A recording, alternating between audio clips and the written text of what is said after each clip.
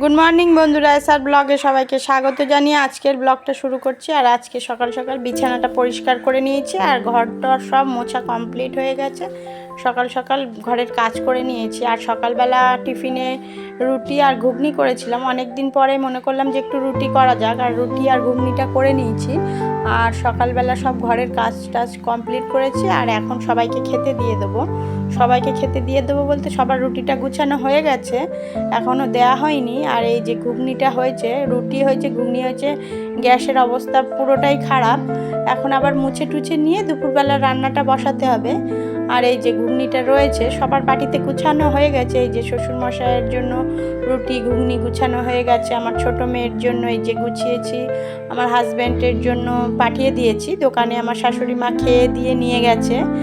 আর সবাইকে, বাড়ির সবাইকে এখন দিয়ে দিলাম খেতে, বাচ্চাদেরকেও দিয়ে দিই, ছেলেকে, আমার ছেলে মেয়েদের সবাইকে দেওয়া হয়ে গেছে। আর ছোটো মেয়ে একটু বেলা করে উঠলো, আর ঘড়িতে এখন 9টা বাজে, রাইট 9টা না, প্রায় 9টা, সাড়ে 9টা তো বেজে গেছে। আর এখন সব কাজকর্ম কমপ্লিট হয়ে গেছে। অনেক সকাল সকাল উঠে ঘুগনিটা রুটিটা করে নিয়ে তারপরে ঘরের কাজগুলো করার পরে এখন সবাইকে খেতে দিয়ে এখন আমিও খেতে বসে গেছি।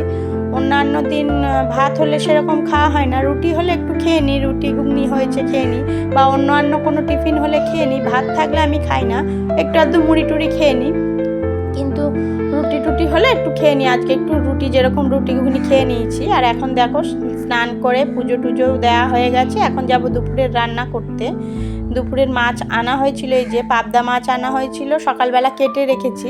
খাওয়া দাওয়ার পরে কেটে মাছ টাছ ধুয়ে স্নানে গেছিলাম। এই যে চিংড়ি মাছও আনা হয়েছে, ছোট্ট ছোট্ট চিংড়ি মাছ আনা হয়েছে। চাল কুমড়ো হয়েছিল, বাড়ির গাছের চাল কুমড়ো, সেটাই ছোট ছোট করে কুচিয়ে রেখেছি। আর এখন করব, রান্নাটা বসিয়ে দেবো। কিন্তু রান্নাটা বসিয়েছি, পুরো লোডশেডিং, কারেন্ট অফ হয়ে গেছে।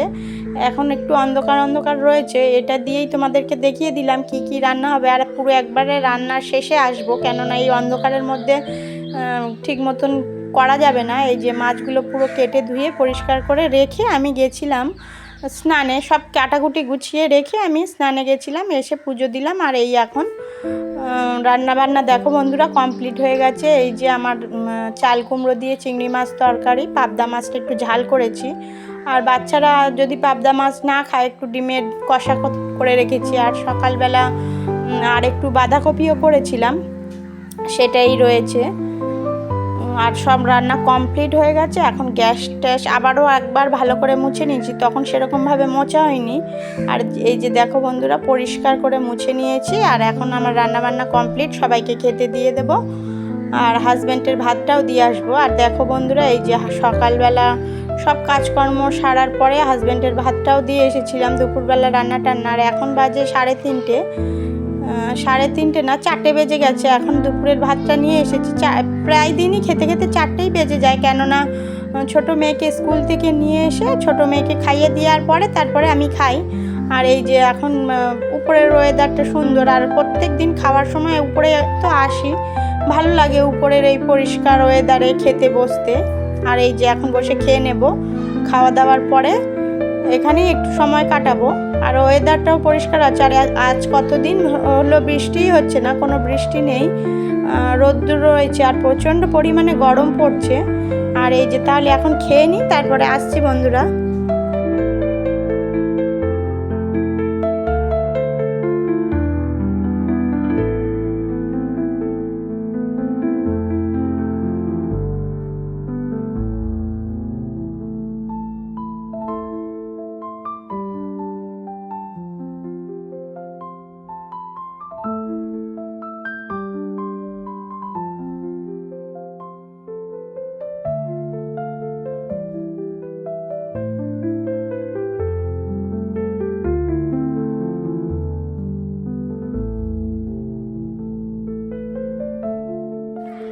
এই যে দেখো বন্ধুরা, আমার খাওয়া দাওয়া হয়ে গেছে। অতটা আর রয়েছে, ছোট মেয়ের রয়েছে, খাওয়াবো। আর এই যে দেখো খাওয়া দাওয়ার পরে ওই জায়গাটা একটু ধুয়ে মুছে নিয়েছিলাম, যেখানে বসে খাই ওটা মুছে নিয়েছিলাম। আর দেখো বাইরের প্রকৃতিটা কত সুন্দর, আর গাছের ফুলগুলো এখনও রয়েছে, এগুলো অনেক উঁচুতে রয়েছে, এই ফুলগুলো তুলতে পারিনি পুজো দেওয়ার সময়, ওপর থেকে দেখা যাচ্ছে সুন্দর দেখাচ্ছে, তাই জন্য তোমাদের সাথেও শেয়ার করলাম। এটা হচ্ছে কাঞ্চন ফুলের গাছ, গাছটাতে মাঝে মাঝে অনেকটাই ফুল ফোটে, আবার অনেক সময় কোনোটাই ফুলও হয় না।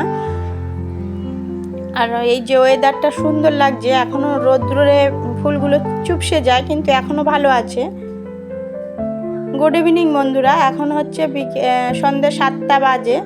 আর ছোটো মেয়ে পড়তে গেছিলো, ছোটো মেয়ে পড়তে থেকে নিয়ে আসার সময় বাড়িতে ফুচকা নিয়ে এসেছে, ও বসে বসে ফুচকা খাচ্ছে, বিছানার মধ্যে একা একাই বসে পড়েছে। আমি আসার আগেই ও এসে সব রেডি করে নিয়ে বসে পড়েছে। এই যে আলু মাখা ফুচকা ওর জন্য বানিয়ে নিয়ে এসেছে, নিয়ে ও এখন খেয়ে নিচ্ছে। আর বড় মেয়ে ছেলে কেউ বাড়িতে নেই, সবাই পড়তে গেছে, ওই জন্য ও ওর মতন নিজের মতন গুছিয়ে নিয়ে বসে পড়েছে ফুচকা। তাহলে বন্ধুরা ও ফুচকা খেতে থাক। ভিডিওটি যদি ভালো লেগে থাকে লাইক কমেন্ট শেয়ার করবেন, সাবস্ক্রাইব করবেন, আমার পাশে থাকবেন। দেখা হচ্ছে নতুন একটা ভিডিওর সাথে, ততক্ষণের জন্য টাটা বন্ধুরা।